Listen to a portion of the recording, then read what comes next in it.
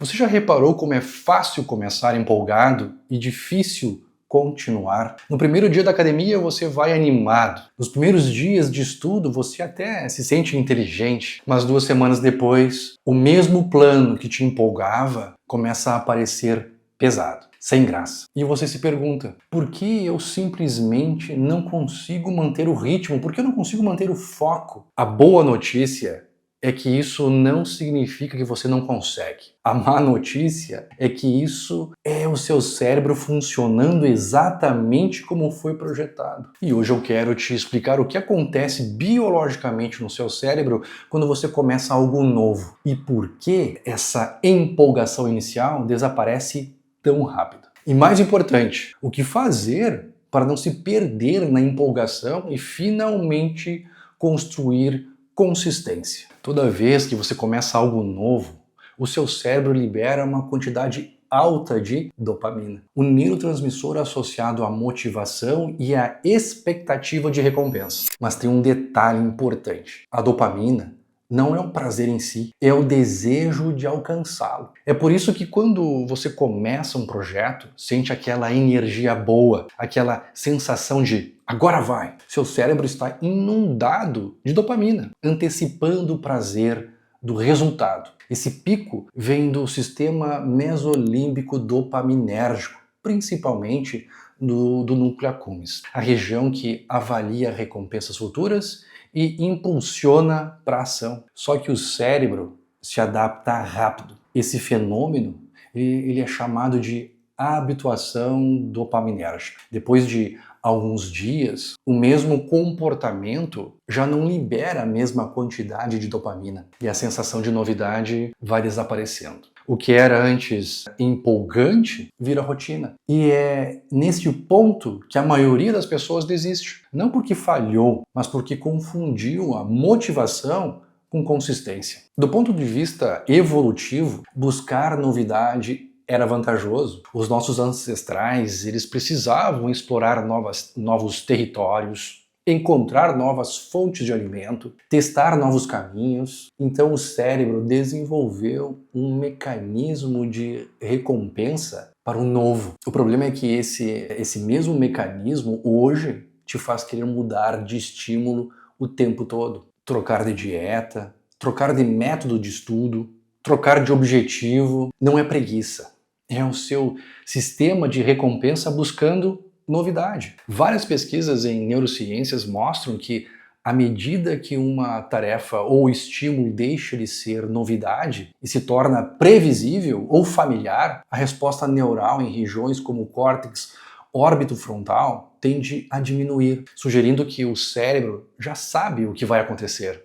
E, portanto, o sistema de motivação se atenua. É por isso que começar empolgado é natural, mas continuar exige autogestão do sistema dopaminérgico, autodisciplina. A psicologia moderna mostra que há 2 tipos de motivação: a extrínseca, movida por recompensas externas, resultados, elogios, aparência, e o autônomo, que é movido por valores internos, crescimento, propósito, identidade. A motivação extrínseca, ela libera dopamina rapidamente, mas é instável. A autônoma, por outro lado, ela ativa regiões mais duradouras do sistema de autorregulação, como o córtex pré-frontal medial, que sustenta o comportamento mesmo sem prazer imediato. Quando você age apenas pelo resultado, tipo, eu quero emagrecer, quero passar na prova, quero ganhar dinheiro, o seu cérebro entende que o esforço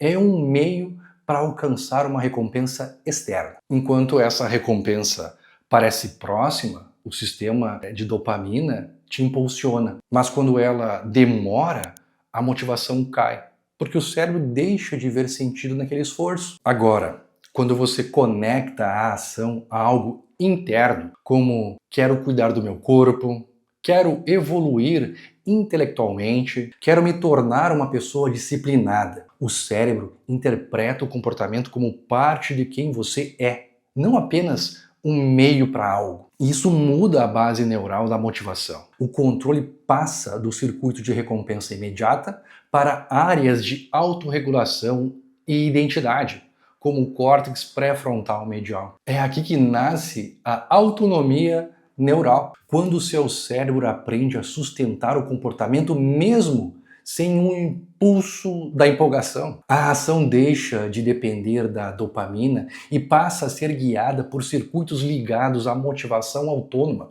e à coerência com os próprios valores. É o que a neurociência chama de motivação integrada, quando o valor pessoal mantém o comportamento mesmo na ausência da recompensa imediata. Se você observar qualquer hábito novo, ele segue uma curva previsível. Primeira é a fase da excitação, alta dopamina, alta expectativa. A segunda fase é de resistência. Dopamina cai, o esforço aumenta. Já a terceira fase é a fase de adaptação. O cérebro cria novas conexões e começa a automatizar o comportamento. E na fase 4 é a fase da consolidação. É a consolidação do comportamento. O comportamento se torna identidade, exigindo menos energia mental e física. A maior parte das pessoas desiste logo na segunda fase, justamente quando a dopamina cai e o cérebro ainda não consolidou o hábito. E pesquisas sobre formação de hábitos mostram que o cérebro precisa, em média, de 66 dias para automatizar um comportamento simples. Isso não significa que o hábito se forma magicamente em 66 dias, mas que há uma jornada de neuroadaptação. Durante esse período, a disciplina é um ato de consciência, não de vontade. O cérebro humano ele representa apenas 2% do peso corporal, mas consome cerca de 20% da energia total do corpo. Por isso, ele é um verdadeiro mecanismo de economia de energia. Tudo o que é novo ou que exige atenção consome mais glicose e oxigênio. Então, naturalmente, o cérebro tenta evitar esforço. Quando você começa um projeto, o esforço parece recompensar porque há dopamina sustentando. Mas quando ela cai, o sistema ele busca atalhos, distrações rápidas, por exemplo, checagem de celulares, desculpas cognitivas como hoje não deu, e o adiamento estratégico. Segunda-feira eu recomeço. Isso é o cérebro tentando voltar ao equilíbrio energético. A saída, então, não é lutar contra ele, mas tornar o esforço previsível e automático. O cérebro, então, ele adora padrões previsíveis. Toda vez que você repete um comportamento no mesmo horário e no mesmo contexto, o córtex pré-frontal e os gânglios da base começam a criar uma rotina ou então uma rota neural otimizada. Com o tempo, o comportamento ele deixa de exigir esforço consciente e passa a acontecer de uma forma quase que automática. É assim que se constrói consistência. O problema é que muita gente desiste antes que isso aconteça. As pessoas querem sentir prazer antes de criar o circuito que gera prazer. Mas a ordem é inversa. Primeiro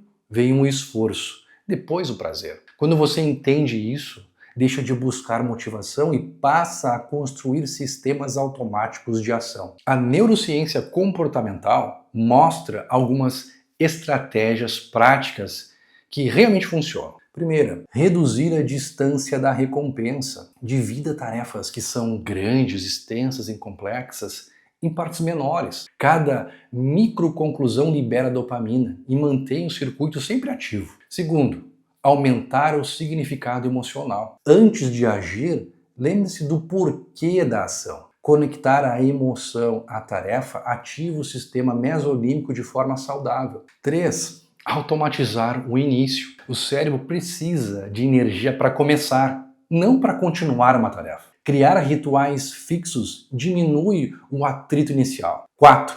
Aceitar o platô. Todo o processo tem uma fase de estagnação aparente. Neuroplasticidade leva tempo. Reconhecer isso reduz a autocrítica e mantém o comportamento sempre ativo. Esses ajustes mantêm o sistema dopaminérgico equilibrado e o pré-frontal no controle, o que na prática sustenta a autodisciplina. Em estudos sobre autorregulação, pesquisadores eles perceberam que pessoas disciplinadas não têm mais sucesso porque elas erram menos, mas porque se recuperam mais rápidos dos deslizes. Quando você quebra a rotina e reage com culpa, ativa o circuito do estresse, a amígdala, o córtex cingulado anterior, que inibe o aprendizado. Mas quando você reage com curiosidade e autocompaixão, ativa o córtex pré-frontal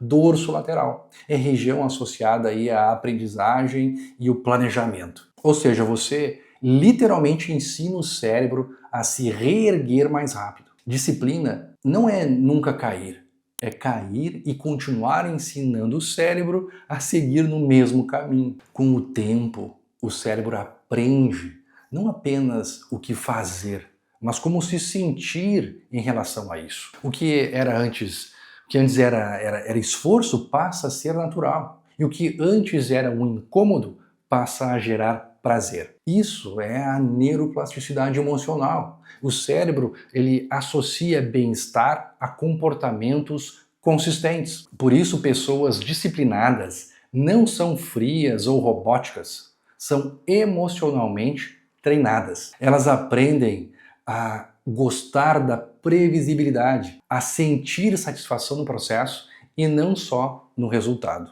No fim, a diferença entre quem começa e quem continua é simples. Uns esperam que o cérebro sinta prazer para agir.